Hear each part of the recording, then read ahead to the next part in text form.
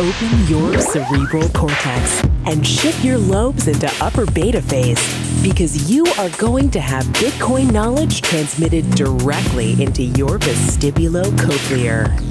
Your host of Bitcoin Knowledge is Trace Mayer, an early Bitcoin advocate since it cost $0.25, but this is not intended to be investment advice. A doctor of jurisprudence, but this is definitely not legal advice. And an investor in core cryptocurrency infrastructure, including Armory, BitPay, Kraken, and Mitagio, but this is not a recommendation of those services. Here, you get fed via direct mind download with pure and free Bitcoin knowledge.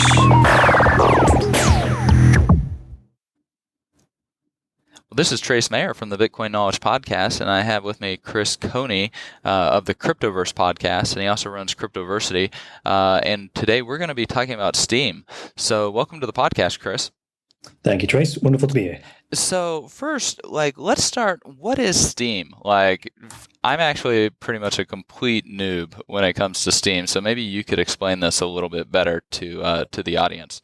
Okay, sure, no problem. So the first thing to know is it's spelled Steem. The first time I searched for it, I thought it was Steem, the gaming network. So make sure it's Steem with two E's. And the website is steemit.com, which is kind of a play on Reddit. So Steem is a social network. It's got a real-world use case, unlike a lot of crypto projects. And the unique thing about Steemit is that it pays its users to use it. So if you post something or comment, other people vote for it, and then you can earn some crypto tokens in exchange for that. Yeah, so this is fascinating. I first kind of learned about it by Jeff Berwick. I had sent Jeff Berwick his first Bitcoins, and I guess he decided to turn around and pay back the favor he told me about Steem. And I was actually traveling, so I wasn't even able to tinker around with it. And I made my first Steem post, and it generated $5,000 of revenue. Mm-hmm. And Berwick, he's generated something like $50,000 of revenue, just in 2 weeks. Right. Now, how when we're dealing with Steem, I just finished reading the white paper. It's about 44 pages long, and we have these different tokens. It's blockchain based. We have these different tokens. We have Steem dollars. We have Steem, the actual currency, and then we have something called Steem Power. Maybe you can explain a little bit about what are these different tokens, and they actually have value now. I think the Steem itself has $175 million market cap, so it's acquired value. We all know it's subjective value theory, but maybe you can go in a little bit about what are the differences of these different tokens, what are they used for, etc. Absolutely, it's one of the most popular questions. So really, there's only two tokens in there. There's the Steem-backed dollars, which is a derivative that emerges, the value that emerges out of a underlying packet of Steem tokens. So Steem is Dan calls it liquid Steem. So there's tradable Steem that is literally just the Steem token that is the native token on the blockchain. And then Steem Power, that's just what we call Steem that has been locked away in order to give someone greater voting power. So that's if you want to have greater influence on the network, you take your Steem, you invest it or vest it, lock it away, it becomes Steem Power, which is then voting power on the network. So that's the general difference between the three things. Yeah, so we've got Steem the token, which is your native unit on the blockchain. That's right. Then we split it up into two different kind of derivatives of that, right? We've got the Steem Power and the Steem Dollar. And from the white paper, from what I understand, the Steem Dollars, pretty much they're pegged to the value of a US dollar. And it's going to it usually will fluctuate at most only between 99 cents and $1.01 cent.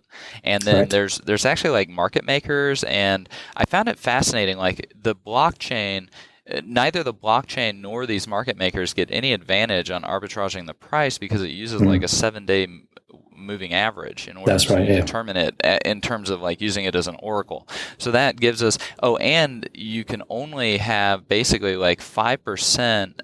The Steem dollar acts like a convertible debt instrument, and so you don't want to over leverage the underlying blockchain or platform, and so only about 5% debt to equity, right? Right, exactly. And this is all like blockchain enforced, which I found like also to be fascinating. I mean, I'd actually like to see how they solve this problem, like from a technical standpoint, because like I said, I'm just a noob on the whole thing, but like it's very, very fascinating.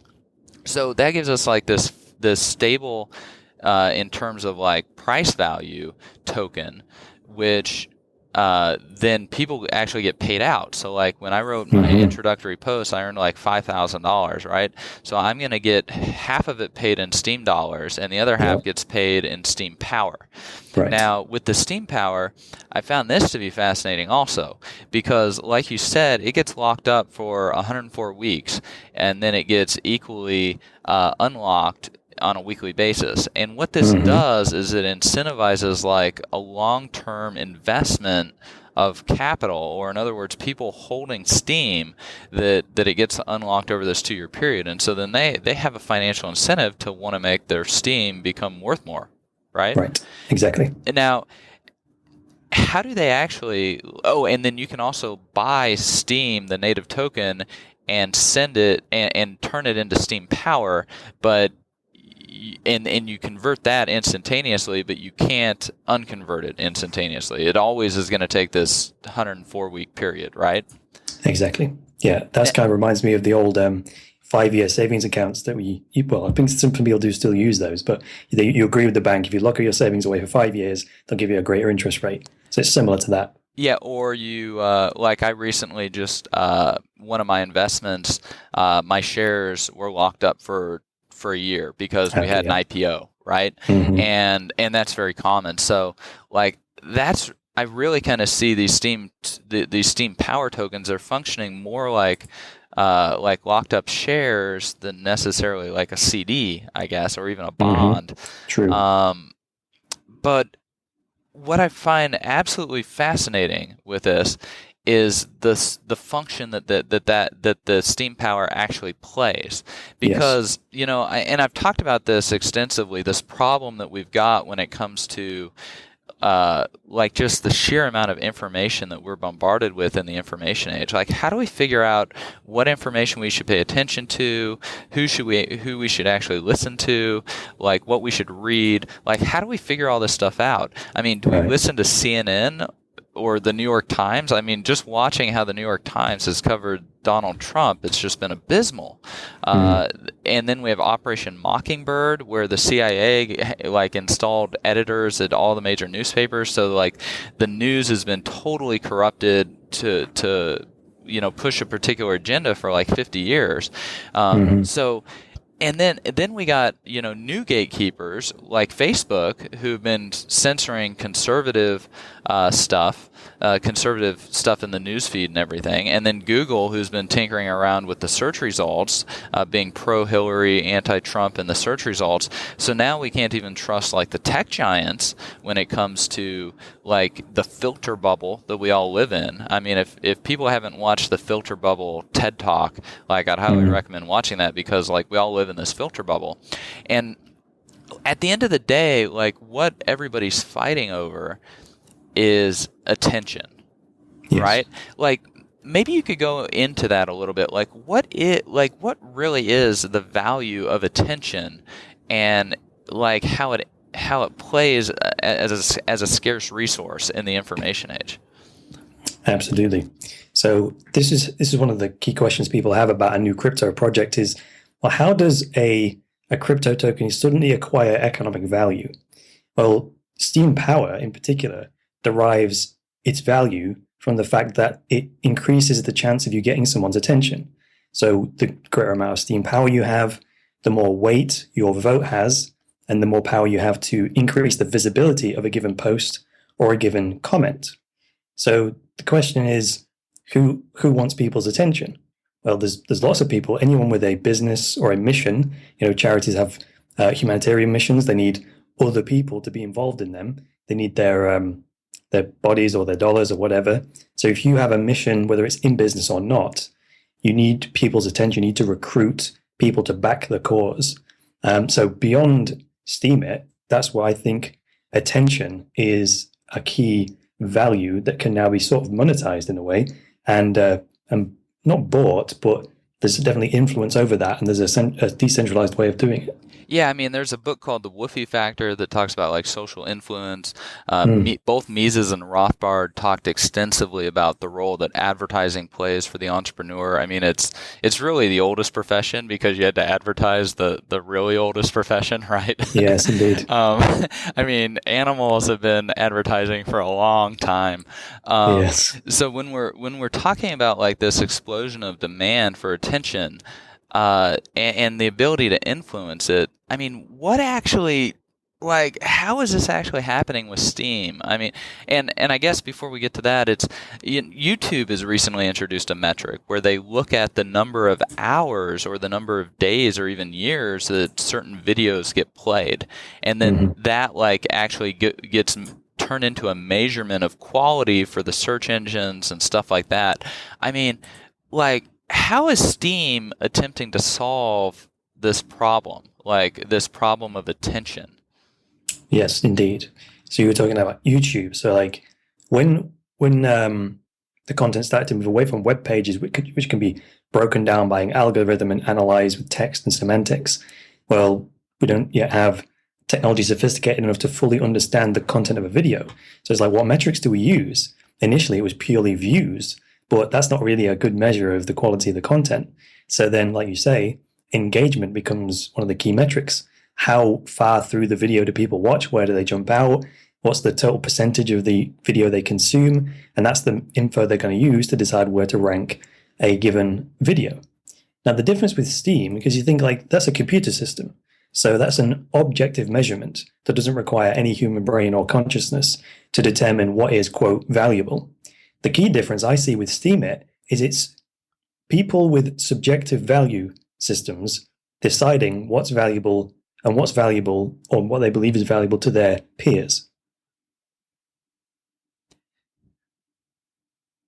Yeah. You follow me on that? Yeah, exactly. And I mean, we've seen this with PageRank, right? So Google is one of the largest companies in the world, and it invented this whole new asset class of PageRank or link juice, because when you're looking at and the Steemit guys, they talk about this in the white paper, how it's the contextualization of all the links between the content that actually adds a bunch of value to the content itself, because then you're able to like know and understand what's happening. So what we're looking at happening with Steem is that we could potentially see it disrupt like Google even.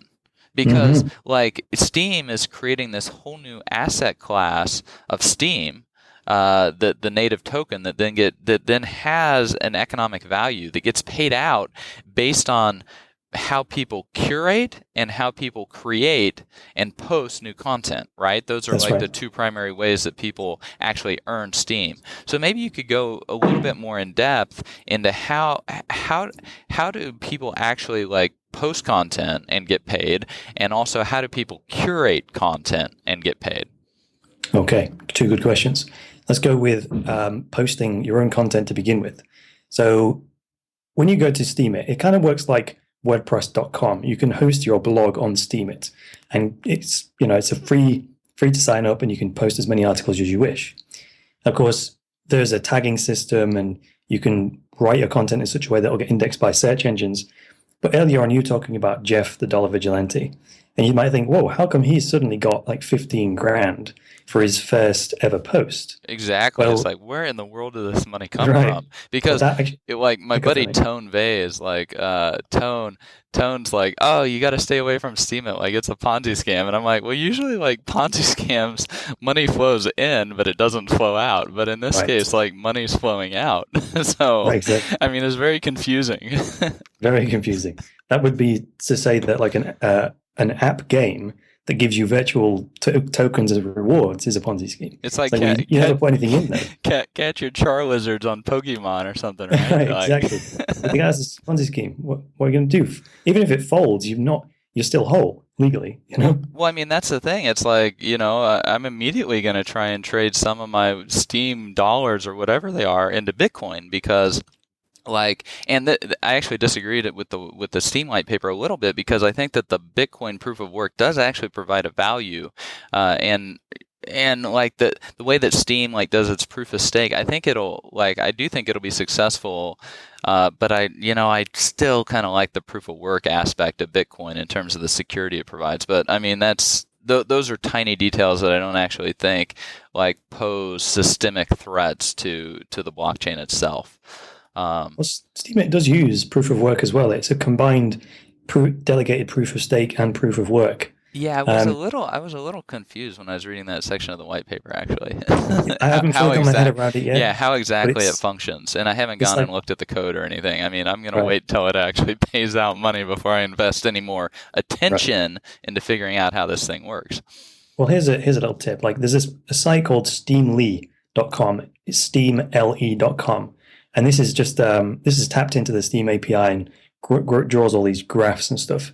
And it shows like today, there's been 1,368 proof of works. So I think with Steemit, don't quote me on this, but 10 blocks, one of them is proof of worked and all the other ones are proof of staked. Oh, interesting. Yeah, there are a bunch of these really helpful sites. Like there's steemd.com and then also steemstats.com, right. Exactly. which I found kind of helpful because like, with Steem Stats, you're able to do it's kind of like blockchain.info in terms of being a block explorer, but then at the same time you're able to see like how much Steem dollars you actually get for upvoting like Jeff Berwick or Charlie Shrimp's post. And then you earn money like when you actually upvote a particular comment in the comment section, and then the good comments that are getting these upvotes by people who have more reputation or less reputation or whatever, those comments rise to the top, and then from the white paper you actually get paid like 6 levels deep on comments, like in the comments section. Right. So the whole way it sets all of these incentives to guide user behavior, I think it's awesome because, I mean, if there's anything that we've learned from like Facebook or Reddit or even Twitter, I mean, Twitter recently banned like Milo because they didn't like the way he was like talking about Donald Trump or whatever. Like, I mean, seriously, we're going to have political censorship on these, what you could consider like utilities. And Reddit, and don't even get into like vote brigades, right? Because like the whole way that the metric system is set up and the incentives, I mean, what gets measured gets done. Like people behave in the way in which they're measured and the incentives that are set up. And so with Steem, I just find it fascinating how the incentives are set up to guide like a lot of this user behavior that seems to be providing at the end of the day a better like curation of the content out there. It's acting as a better gatekeeper, and it's also acting as a neutral gatekeeper in terms of it's not censoring conservative versus liberal or big block versus small block or like whatever it is. It's in a way you could say it's moderating with the old-fashioned way, which is money. Exactly. I was going to say something about the earnings for curation. So we did creation. Yeah. Post, so you create. So posts Jeff, like Jeff or me, we put out a post and we earn all this money because people like upvoted it. But like, how does this curation work? Because I really like how it pulls everybody in to becoming stakeholders. That's correct. Yeah. And so check it out. So if you go straight to the Steem homepage, you'll see all the trending posts. It doesn't really pay just to go and support the stuff that has already exploded in popularity. That doesn't really add any value to the network. So what the network wants you to do is to help to basically pan for gold. So where I hang out is in the news section, and I look at the most recent posts. Because if you're the first person to signal to the blockchain that this is good content, and the way you do that is by clicking the upvote button, having reputation. And Steem power. Well, right? Not necessarily. You could just do it purely as a new user. You could just find a new post, be the first person to upvote that. If that post then goes viral, because you were the first to identify that as a good post, you get rewarded quite well for that. Huh. Okay, but it also depends on your Steem power and your reputation to give it more prominence, so right? There's an aggregate of how much weight is behind your punch. Well, one of the things is how much Steem power you have, your reputation, but also that other factor, which doesn't mean that you have to have any power at all. You can just use your labor, use your wits, and you can still earn good money. So you don't. Because with any these cryptocurrencies, you can either buy it or you can earn it, right? Yeah. And so this is like the way people are able to earn it. Exactly. And then, I mean, we're also talking about the ability to have network effects. You know, the first Yes. person that discovers the really good piece of content, they're going to get paid more, but also like how much that person who created that content makes, it's based on like a quadratic formula with n squared as opposed to just n in terms of votes, right? So like the more widely people vote in favor of it, the more that post is actually going to make. Correct. Yeah. Is that Exactly. kind of a correct way of looking at it? That's a pretty good way of looking at it, yeah. Now, how does this, like when we're dealing with Google or YouTube or whatever, we've got a bunch. I mean, they're on a perennial like crusade jihad against like non-natural metrics. You know, what black hat or gray hat, like people buying links or like whatever it is. Like it's a continual game of cat and mouse. Yes. What are they actually trying to accomplish when they're doing that? That's a good question. It's a very good question. What they're trying to accomplish in that regard is, and I'll have to just give you my opinion on this, is that obviously they want their algorithm to be uninterrupted, and they don't want anyone to try and find a loophole in the law of the land, if you like. So in Google world, the law is the code that runs the algorithm. And they don't want Which is anyone, all black boxed. Of course. I mean, it's not open That's a very sourced. good point, I mate. mean, we That have is no the idea key what point. we have no idea what this formula is. And to their credit, if we did, then it'd be a lot easier to game, right? Exactly. But then perhaps, just like all the open source crypto projects, people, hobbyists, hackers, whoever, would suggest new additions on GitHub of how to create an incentive model that would disincentivize the dishonest behavior, like Steem it. Spamming just doesn't pay because your voting power decays over time. So there's no point in spamming. It just doesn't, there's no economic incentive to do so. Yeah, so I mean, how's this impact stuff like botnets and like black hat SEO and voting bots and voting brigades? Like, I mean, all this stuff. Like, when we're dealing with Steem, I mean, the white paper, it talks about how they've tried to just preempt all of this bad behavior and just make it so that it's not economically profitable to even engage in it. Right, exactly. But like you just said, there is a possibility of collusion amongst the real heavy hitters. I'm not quite sure how you would solve that. Say if you got the 5 biggest whales on Steemit who all met in a coffee shop somewhere and decided to collude and upvote and downvote posts that they liked the content of or didn't like the content of, say because of their joint political opinion.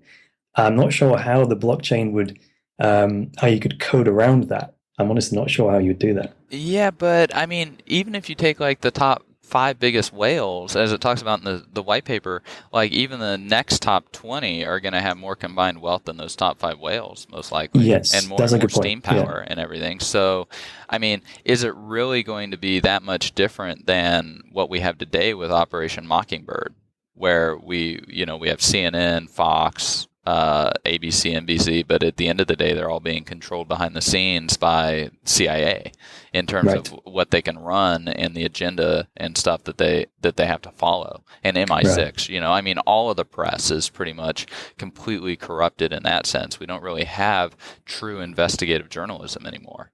I agree. And yet, Steem could give a financial incentive that's blockchain enforced and protects the journalists themselves for performing these types of work, right? I mean, like, like a decentralized WikiLeaks. Yeah, decentralized WikiLeaks, where WikiLeaks is actually getting money, because I mean that was one of the big problems, was the banking blockade, right? Absolutely. Where WikiLeaks, their donations were completely shut off extra legally without any court orders or anything like that. Like, boom, you can't process any credit card payment, donations, or wire transfers. Right. So now, like, the payment system being wielded for political ends has really kind of stirred up a hornet's nest with a lot of the hacktivists, you could say, right? Yes, absolutely. How do you? What you were saying? Oh yeah, go ahead. No, go ahead. Yeah, so just a key point there. What the fundamental point I was hearing you make there was the media is still based on a hierarchical system, and that's how they get away with that behavior. So with Steem being a network structure, and it allows direct access to the source, and everyone has equal access to the source, i.e. the network itself, that's where the freedom and the liberty comes from. It's not so much Steam has reinvented the wheel. It's that they've adopted a more sound structure, which is a network model versus a hierarchical model. Yeah, a network model that's equal to one and all. Right. Kind of like gold. Gold doesn't care. Gold doesn't care if you're the worst guy in the world or the best guy in the world. Like right. Gold serves its master equally well. That's not its job, is it? It's not a moral compass. Gold is not a moral arbitrator. Right. And yet that's what anti-money laundering laws and know your customer, know your client, like all this stuff is attempting to introduce moral arbitration into the actual unit of account that people are using for trade. But who's to say who the correct moral arbitrator is? That's a very good question. Which Steem takes a hands-off approach just like gold does. In that sense, it's just the way that answers the question is it says, well, not one single individual is the way it answers that question. Definitely not one single individual, even a small group, because that's just unfair. It's not representative. So, like freedom of speech, like Steem really means it, right? Well, that's the funny thing that Milo was protesting about is that Twitter supposedly prides itself on freedom of speech. It's like, excuse me. Yeah, except when you say something we don't like. You know what I mean? It's crazy. And then earlier on, you were talking about Google colluding. I heard, I think it was yesterday, I was watching, I can't remember who it was, one of the crypto elite was saying about how Eric Schmidt takes a meeting at the White House once a week. I was like, what? Well, the ideas can only be overcome by other ideas. You got to be able to manage perceptions. And when things aren't going well, you have to lie. That's what one of the European central bankers talked about. So, the information war that's being waged on everybody with filter bubbles and censorship and vote brigades. And that's not even talking about all the shadow censorship that goes on. Take drone strikes, for example. Like your tweet will go out, but it doesn't get shown to all your followers. And so you just think that, that particular idea virus isn't contagious and doesn't really spread.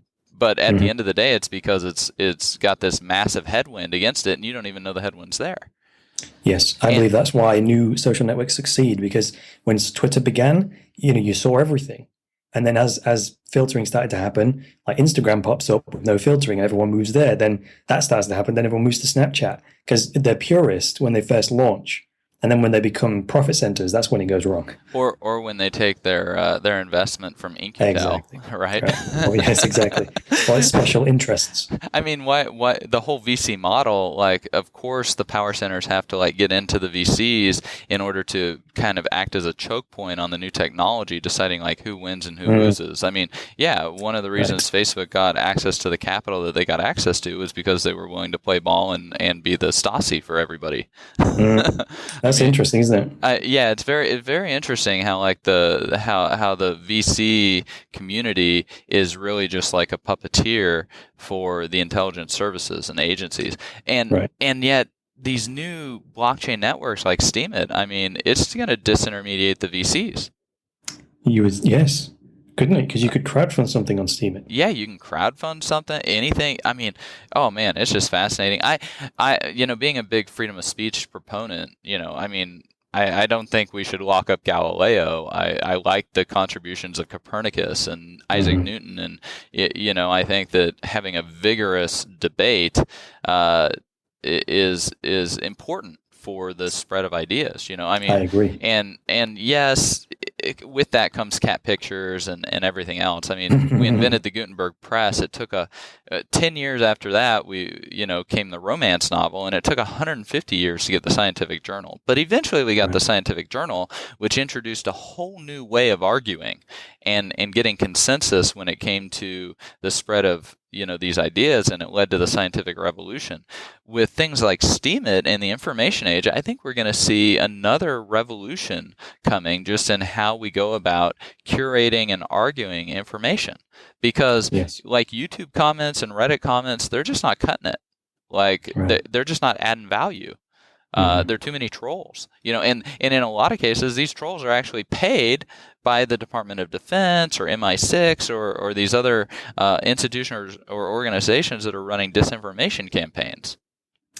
Yes, I read an article from some ex-Secret Service guy about the mindset of warfare and how you would strategize, what his strategy would be to take down a site based on creating multiple accounts, designing multiple personas, and basically arguing with yourself, but with humans involved. So one of them would play the Joker, one of them would play the diplomat, and you control all the accounts, basically provoking people, then siding with some people with one account and then another. And he broke the whole thing down, and I was like, wow, there's actual strategies to this stuff. Well, I mean, the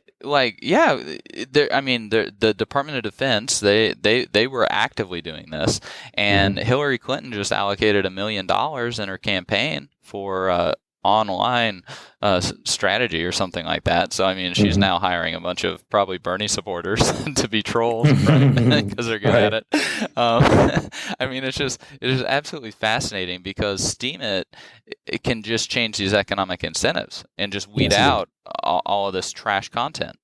Yep, because you can downvote stuff, and the heavy hitters can also upvote stuff, downvote. Yeah, exactly. Yeah. And you can affect other people's income. And then people begin to trust. People are more clearly able to curate their own news based on the people that they themselves trust, as opposed to having their content curated for them. With confidence that it will not be censored. Yeah, because they're dealing with a blockchain it cannot be censored. That acts equal to one and all. Yeah, and it's fully transparent. You can check that all the transactions are going through. And if Steemit.com, the front end, decided to start censoring stuff, it's just a 2-hour job for someone to build a duplicate of Steemit.com, connect to the same blockchain, and pull all of the transparent information out of the database, and away we go. Yeah, the U.S. Supreme Court, when they're dealing with some of these freedom of speech cases, like one of the cases, the answer to bad speech is more speech. And sunlight is the best disinfectant, which is one of the best quotes from one of the U.S. Supreme Court cases. And I think that's what we're seeing is this transparency is sunlight, and it's going to disinfect just all this like garbage and soot and silt and bacteria and other trash that we have in the current news and journalism and information ecosystem. I agree with that. You were talking about the filter bubble, which to me is like, if perception is reality, then if these systems, the social networks, the YouTubes of the world, can control what reaches our senses, that will be perceived as reality, even though it's actually a very tightly controlled narrative, which people do not realize. Like you say, behind the scenes, people don't realize the manipulation of the algorithms is happening. They just assume. The average person goes on Twitter, goes on YouTube, and it's some benign algorithm that's fairly representing your viewing history without any bias whatsoever, which actually is not true. Yeah, well, once you've seen, you can't unsee, right? And truth will cleave its own way. It just has a way of doing that. Anyways, we've kind of rambled a little bit too long. It's just been a fascinating discussion about this new innovation with Steem. I've been Trace Mayer for Bitcoin Knowledge Podcast. We've had Chris Coney from the Cryptoverse Podcast discussing Steemit. Thanks so much for being with us, Chris. Thank you very much, mate. Be sure to get a copy of the free Bitcoin Guide at freebitcoinguide.com. Got a question or suggestion? Record your voice at bitcoin.kn. Don't be shy. To help the show, share bitcoin.kn with friends, post about it on Reddit, and otherwise spam the interwebs. Your iTunes comments and 5-star reviews are very important to us. Please continue tuning in to the Bitcoin Knowledge Podcast, where we release interviews with the top people in the Bitcoin world. Now take some choline and let that Bitcoin knowledge consolidate.